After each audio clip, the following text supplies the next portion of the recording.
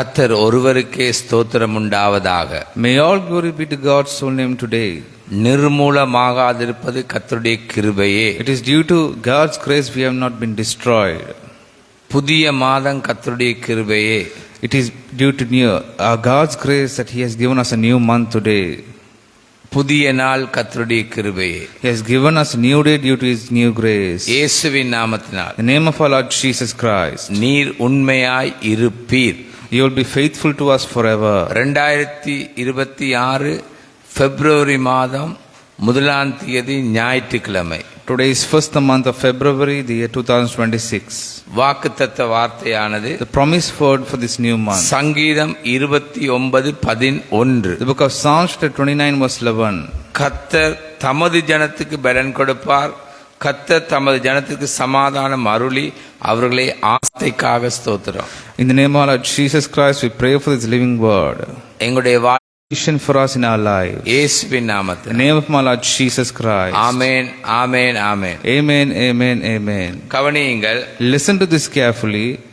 இளைப்பாற தேவையான நிழலை தமது ஜனத்துக்கு தருகின்றார். God gives us a strength to fight, at the same time He gives His people the shade to rest. சபையே கவனி. Oh church, listen to this. அவரை சார்ந்திருக்கிறவர்களே கவனி. Oh people who lean on to Him, listen. முதலாவது குறிப்பு, அவர் கர்த்தர். As my first point, He is Lord. சங்கீதம் 47:2. Psalms chapter 47 verse 2. உன்னதமானவராகிய கர்த்தர் பயங்கரமானவரும் பூமியின் மீதெங்கும் மகத்துவமான ராஜாவுமாய் இருக்கிறார். How awesome is the Lord Most High, the great King over all the earth. அவர் தேவன் மாத்திரம் அல்ல. He is not simply the God alone. உடன்படிக்கை செய்தவரும் அதை காக்கின்ற தேவனாயிருக்கின்றார். Rather, He was the one who entered into the covenant. He is the one who protects His covenant. அவர் கர்த்தர் என்ற வார்த்தைக்கு இதை வலியுறுத்துகிறது. This is meaning that He is Lord. இரண்டாவது குறிப்பு, as my second point, அவர் பலன் கொடுப்பார். He will give you strength. நிச்சயம் இது ஒரு விருப்பம் மாத்திரமல்ல, உறுதிமொழியாய் இருக்கும், நடக்கும். Surely this is not a desire only but a promise, and this will happen surely. ஆவிக்குரிய ஒழுக்கத்துக்கும் அது மாத்திரமல்ல, இந்த பூமியில வாழ்ற வாழ்க்கைக்கும் அது பலனா இருக்கும். This will be a strength for spiritual discipline and the lives that will live in this world. மூன்றாவது குறிப்பு, as my third point, தமது ஜனம், our people.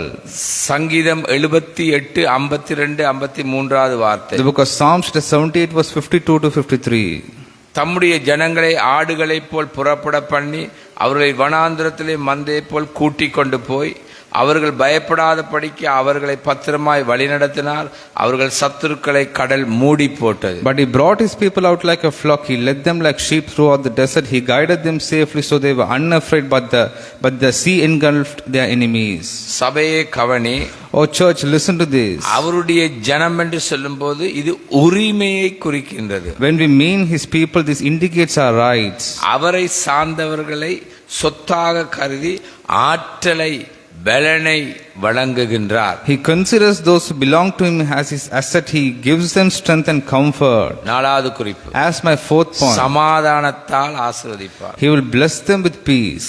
பலத்தினாலும் சமாதானத்தினாலும் ஆசீர்வதிப்பார். He will bless them with strength and peace. ஏசாயா 48:18. The book of Isaiah chapter 48 verse 18.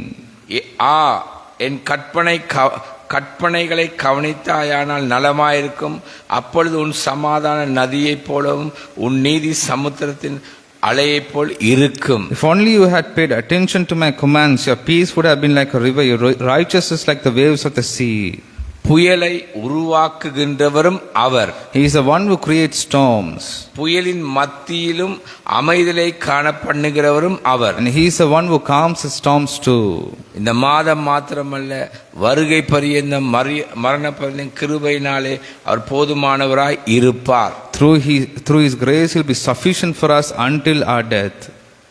பலன் தந்து சமாதானம் தந்து அதே ஆசீர்வாதமாய் மாற்றுவார். By giving us strength and peace, He will bring blessings to us. இந்த சபை, அவருடைய சபைக்கு நல்ல பலனாயிருக்கும், மகிமையுமாயிருக்கும். This will be a glory and a blessing and a strength for the church. சூழ்நிலைகள் எப்படி இருந்தாலும், தேசத்திலே சூழ்நிலைகள் எப்படி இருந்தாலும், கர்த்தர் வல்லமை உள்ளவராய் பலனாய் இருக்கிறார். God is powerful and sufficient in all ways, in whatever situation the country may be in. இயேசுவின் நாமத்தினால் In the name of Lord Jesus Christ. ஏறெடுக்கிற நல்ல பிதாவே, In the name of Lord Jesus Christ we pray. Amen amen. Amen, amen. கர்த்தர் தாமே இந்த மாதம் உங்களை ஆசீர்வதிப்பார்.